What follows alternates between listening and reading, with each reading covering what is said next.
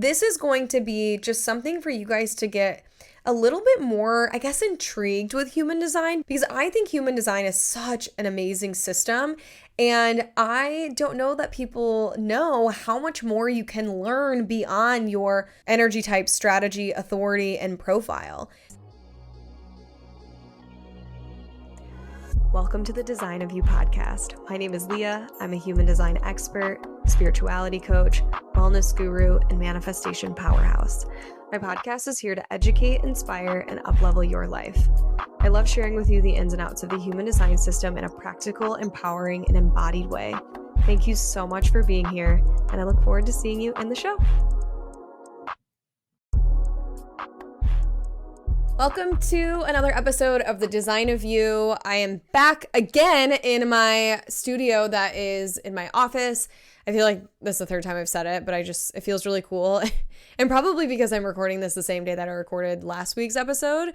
So I just feel like, I don't know, it just all feels so new to me. I got a new light and I don't know. I'm just really proud of myself because I've been wanting to do this for over a year, if not longer. Since I started the podcast in October of 2022, I have been wanting to have a video version of the podcast. I've been wanting to be able to connect with you guys in this way. And mostly I've been wanting to put reels out because I feel like podcasts are a great way to kind of double dip content. And what I mean by that is if I'm recording this, then I can turn that into clips and it just makes me take some of the guesswork out of social media a little bit. But I am just excited to be back here. I have my little baby doggy that we just got, Rupert, here. I'll hold him up so you guys can see his cute little face. Oh, he's so mad because you're eating your bone, huh? He is pooped on the floor in my office and he just peed. So that's amazing. And I literally took him out right before both of those events happened. So it's just the what it comes with having a puppy, I suppose. And we're just, honestly, I'm soaking it in because it's not going to be forever. I just got him not even 1 week ago. Literally, it's Wednesday and I got him on Saturday. So we are going to be okay. I will say I'm very glad because every accident he has had has been on our tile floor.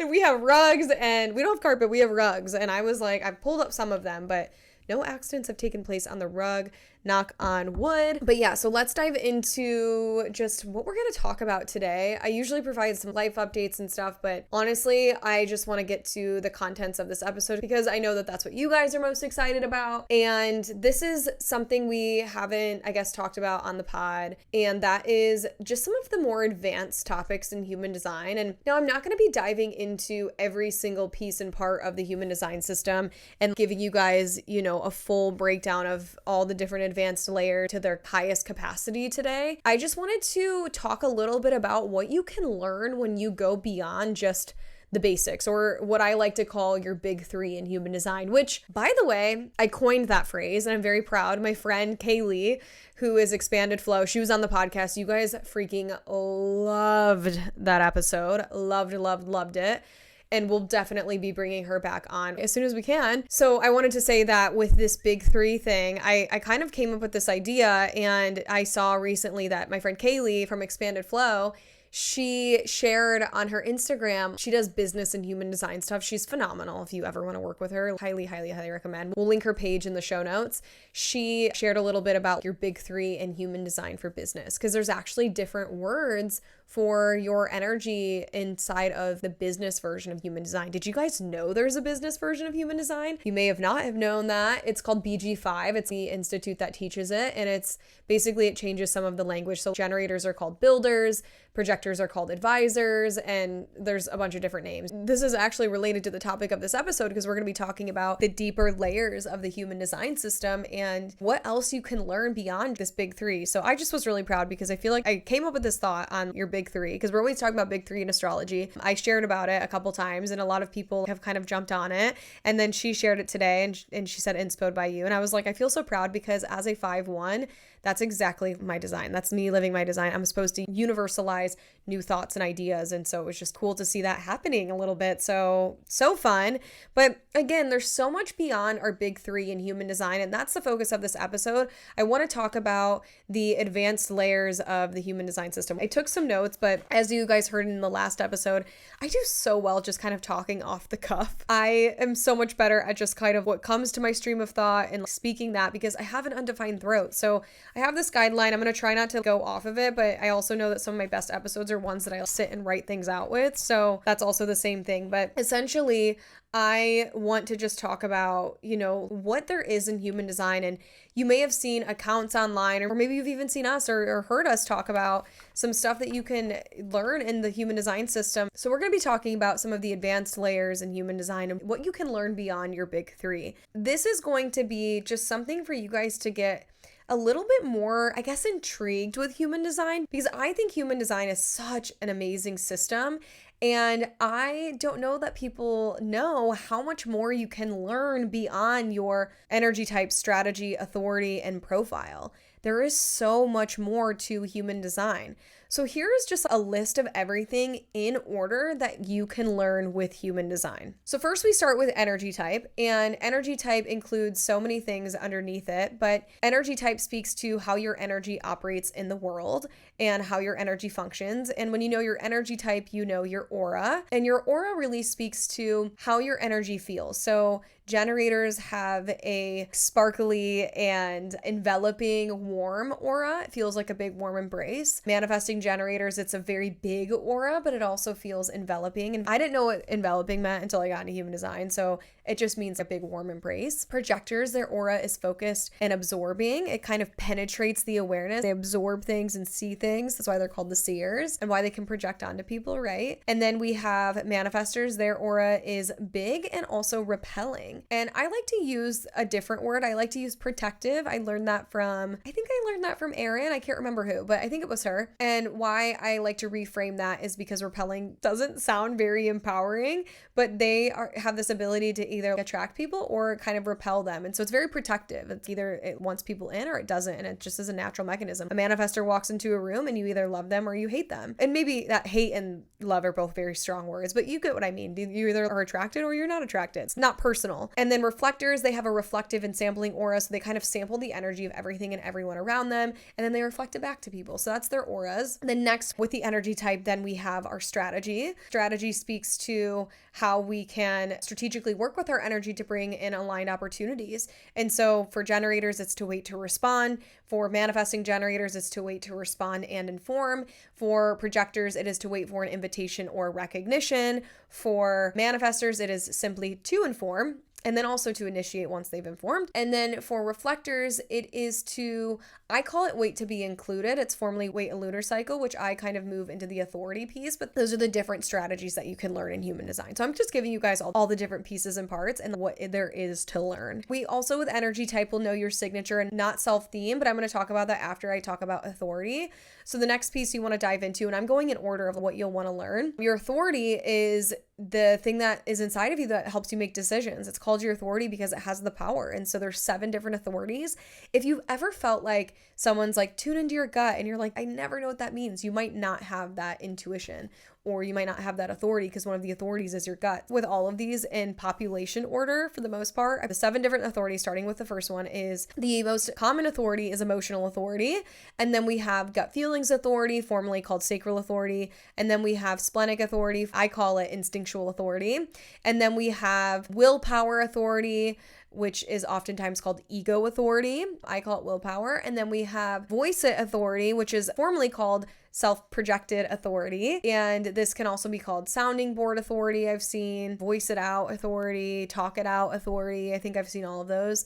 And then we have mental authority, which I like to call environmental because it has nothing to do with your mind. I'm actually a little bit passionate about this right now because here's the deal. There's some people in the human design space that change things up, including myself, I have, but I always will tell you what the original is. I will always do that. I will never not tell you what it is. I saw something the other day from the biggest human design account that is out there that talked about mental authority being about your mind, and then also emotional authority was like, does it feel right or something? That's not how that works. It's just simply not how it works. Your emotional authority is all about giving yourself time and riding the high and lows. The mental authority has nothing actually to do with your mind.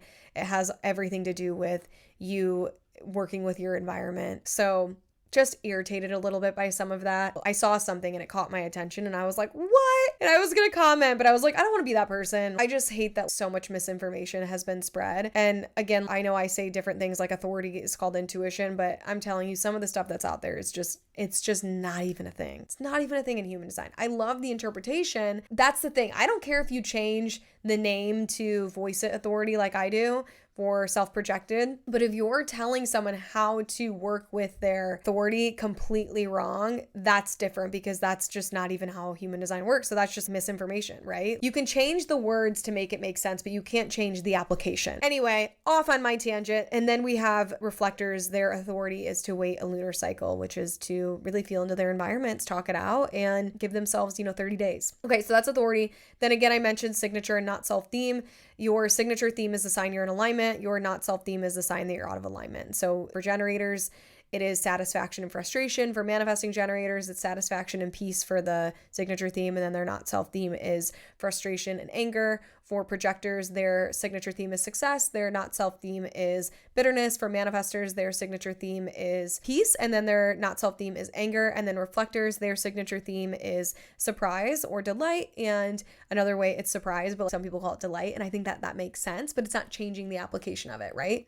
And then the not self-theme is disappointment. Those are all of these signature and not self-themes. And then from there, you move into profile. And profile is this part that shows us really what our personality is and how our personality operates.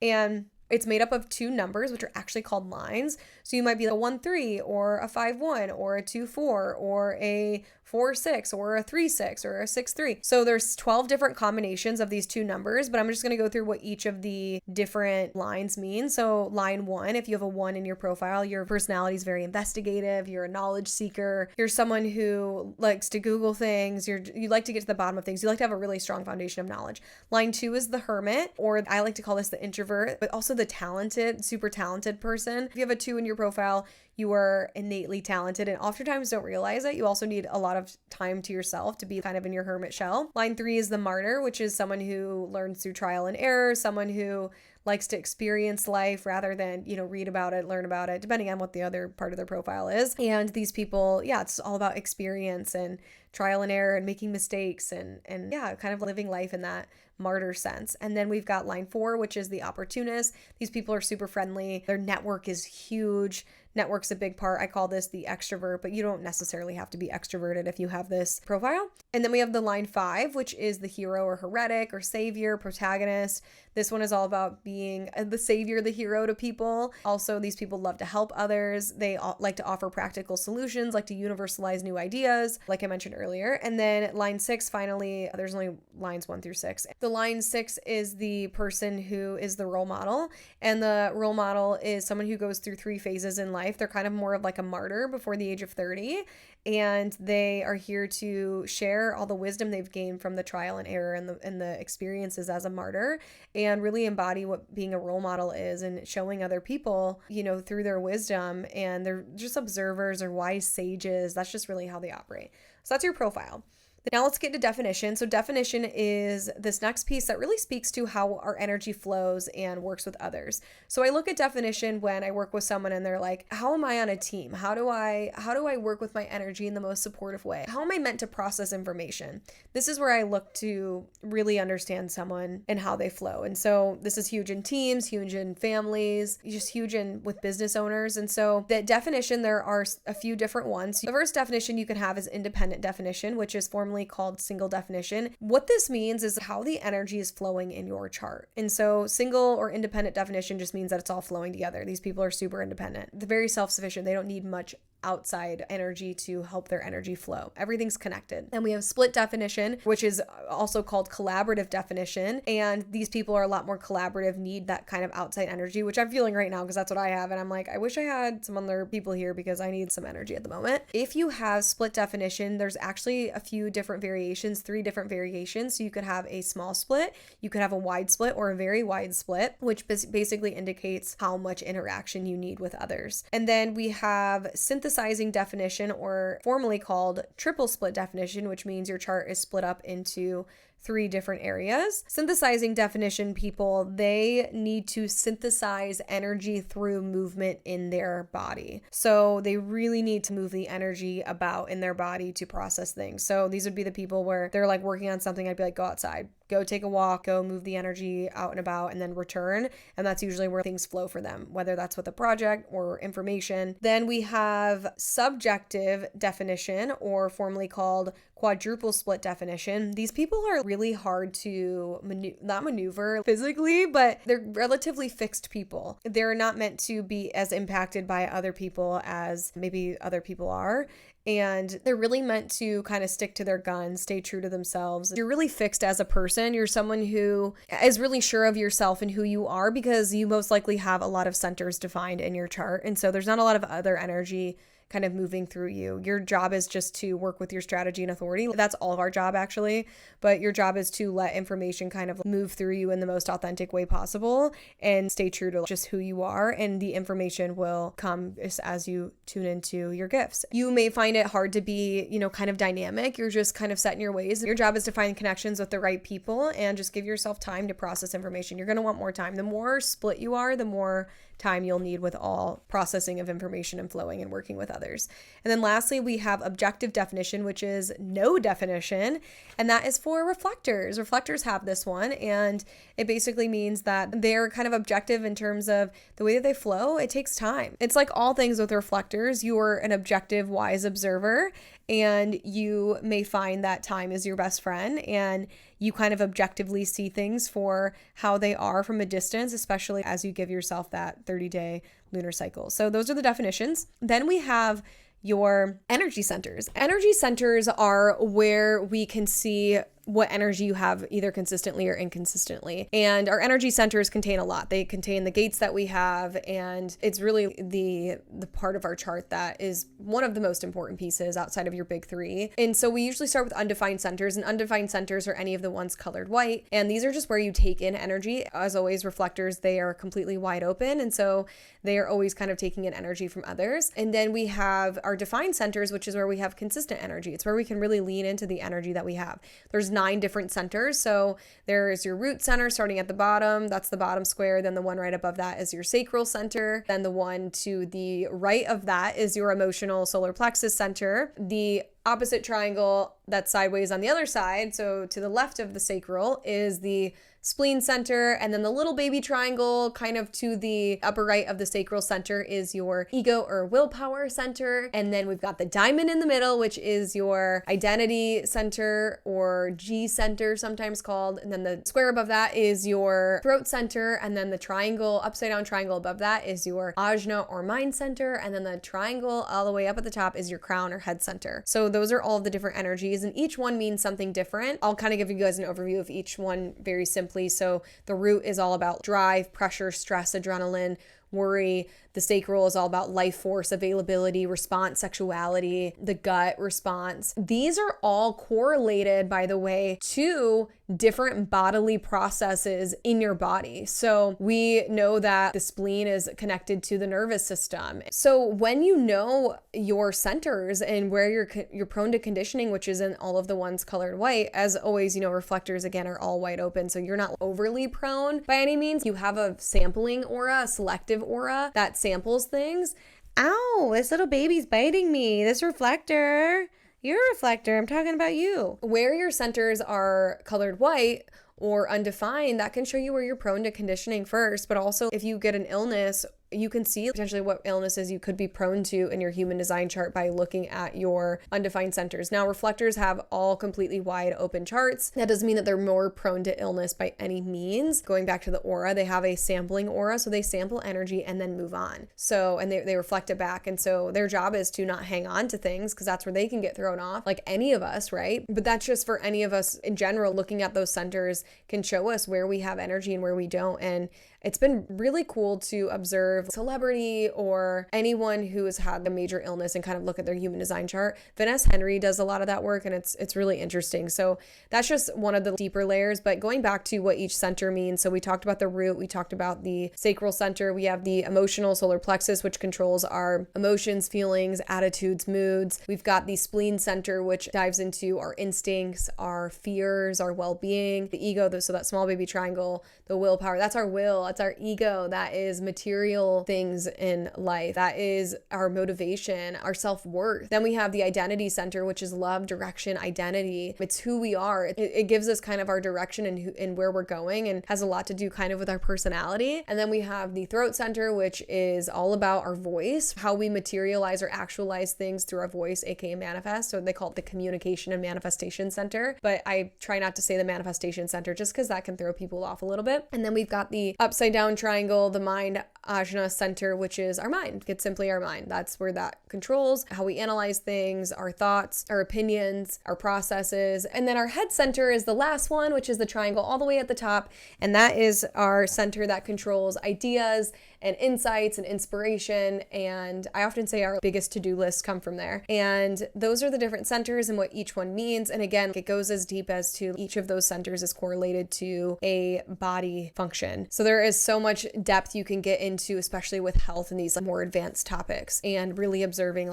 your energy as this blueprint for how to live a well, healthy life. Now, there's way more than just this. We have channels in our gates. And so our gates and channels are our gifts, essentially.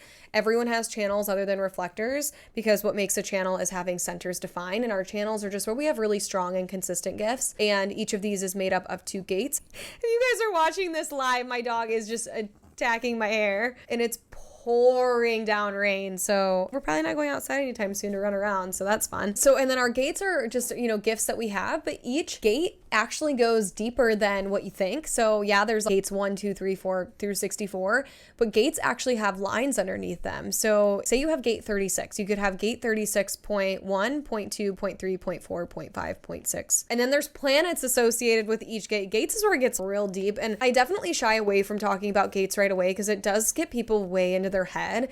And the point of human design is getting into your body, because you don't really have to worry about these deep layers if you're just working with your strategy and authority. But that's not to say that this stuff isn't interesting, because it's probably the most interesting part of human design. Let's be real. I'm super interested in this stuff. With your gates, we can see, what each of your gifts are, and with your channels. And by the way, again, channels are made up of 2 gates coming together. So there's 36 channels and there are 64 gates. And so when you know your gates, you will know, the different gifts that you have in your chart. You'll have 26. I'm not going to go through each of the channels or the gates because it's a lot. And I have episodes dedicated to both of those that you should go and tune into. And we have posts that dive into each of the gates and stuff as well. If you scroll down to my feed, I think they're from August 2023, September 2023. So that time period, I think it's August though. And then, so if you know your gate, each gate is actually, it aligns with the 64 codons in the human body. And then the lines that I mentioned underneath the gate, they align to different amino acids. So there's an even deeper health association. I'm not an expert in that subject, and I would love to do an episode on some of that eventually. But yeah, so that's just one thing to know. And then again, yeah, the planets. So there is the 13 different planets. You could even say 14 if you want to include Chiron, but Chiron is more of it's not necessarily a planet. It's more of just a activation celestial event, I think. Again, I'm not an expert in that piece yet. Each of these planets are associated with a general theme. This is how astrology is included in human design, but we don't really use astrology in the same way, which something else to note, that each of the gates is associated with a zodiac sign. Some of them are associated with 2 zodiac signs. So that's also something to be aware of. Each of the planets, it's important to look at the gates to see potentially how that theme of that energy or that gift shows up in your life. So that's another advanced layer that is fun to dive into. I love doing readings and diving into that stuff. I have a really cool workbook where you can look at your gates at a super deep level, where you first look at, okay, what gate do I have? What is the line underneath the gate? What planet is that in? Is it on a defined center or an undefined center? What is the theme of the planet? And how many times does it show up in my chart? It's a really great resource inside of Human Design Mastery. So join Human Design Mastery if you want that resource document. It's incredible. And then, diving a little bit deeper, we have our incarnation cross, which is made up of 4 of our most potent gates. And our incarnation cross tells us what our, life path and purpose is, but not necessarily career. People always think purpose is a career. It's more just, this is the energy of your life. This is the theme of your life. And this is how your energy always shows up. I'm the left angle cross of defiance. It's funny, I'm not defiant. When I sometimes hear that word, I think of just a bad kid in elementary school. I'm not defiant in that way, but I like to go against the grain. Always have. That's why I have a very alternative job and lifestyle. Not because I'm trying to do it for some egotistical reason, but I just love it. I like living a life differently. If you tell me to go this way, I'm going to go the other way. That's just how I like to live. So that is the incarnation cross. And then we have underneath the incarnation cross is where we get into variable. And variables are where we can start to get into our body and our mind. And this is a very deep layer. And so I don't recommend and don't love when people dive into this first, because there's just so many more pieces and parts to it. But the first part is, and these are in the arrows in your chart, but the first part is looking at your digestion, which is called determination. And there's 6 different digestions. Then we can look at your strongest sense. And then we dive into from there. That's the first variable. Then the second variable, or they're called radical transformations as well. The second variable dives into environments you thrive in. And then we move into this mind part of our chart that looks at your perspective or view of the world, and the way if you zoom in on things or zoom out on things. This is the manifesting style piece, which is also a new concept that someone made up in human design, but I think it actually speaks to the process pretty well. So I do adhere, or I guess I've adopted that language.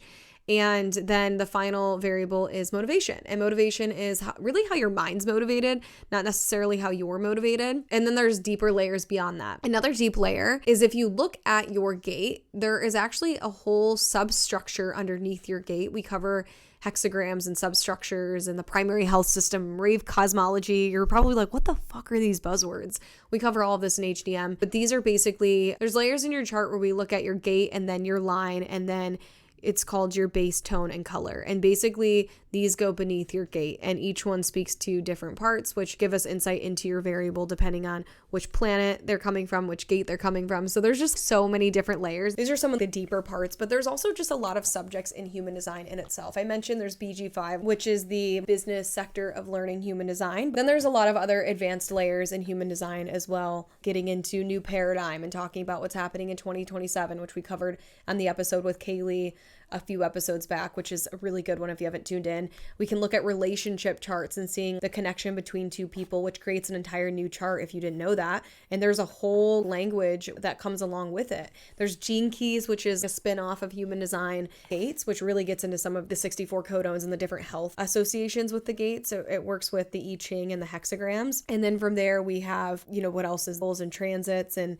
looking at how your chart is impacted basically on the cosmic weather. And that's going to be something we talk a lot about, because with my app, we're going to be diving into so much of that. Then there's also circuitry I didn't mention, which is the circuits. There's all of our channels have different types. There's just so many fun things to dive into. If you're in one line, I know you're probably like, this is so fun and interesting. For me, this is what I geek out on. I mean, there's animal charts, there's charts of plants, there are pentas and business charts, and so much that is just ingrained in the human design system that is just, it goes beyond what you can even imagine. And what I'm trying to say in this episode is that these are just some of the advanced topics in human design and how your chart goes. And what I'm trying to get across is that there's so many deep layers, and that's really why I created Human Design Mastery, so that you guys can dive into all of these topics and get to learn about these different pieces and parts, and get to see how human design can be impactful in so many ways and in so many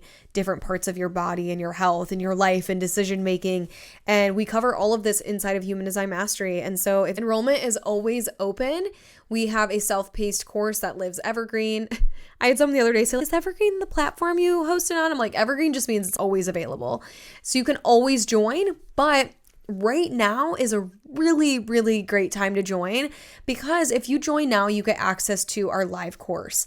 And the live course begins on March 27th, and you get some really fun freebies for joining for this live round, and some little bonuses and extras. So click the link down below to learn more about Human Design Mastery. And I would love to have you inside of this next live round and teach you about these deep advanced layers and the basics too, if you want to just learn those. But we're going to have everything covered, and it's going to be really good. So let me know if you have any questions on Human Design Mastery. And thank you for tuning into another episode of the podcast. I'm exhausted right now. I've been trying to deal with this puppy while I've been recording this, and I recorded an episode before this, so I'm tired. I'm gonna go eat a very late lunch, and I'm gonna go take this pupper dog out, and that's gonna be it for my day. But if you guys have any questions again on Human Design Mastery, and if you have any thoughts or feedback or episode ideas, please let me know. I honestly sometimes have really great streams of thought of things I want to share on the podcast, and then sometimes I have no idea what I want to share. So I want to know what you guys want to see, and I want to bring that to you. So please let me know what you want to see, and I will deliver. I will deliver it. And yeah, thank you so much. Love you. Bye-bye. If this episode has energized you, I ask you to share it or to send it to someone where it can make a big difference in their life. And please tag me with your shares, something you learned from this episode or that you loved from it. I'm at The Design of You on Instagram. Also, please DM with questions or feedback or whatever. I love to stay in touch with you. Thank you so much for your support, and consider subscribing to this podcast and leaving me a 5-star review so we can continue to grow together. Thank you, and I love you oh so much. See you soon.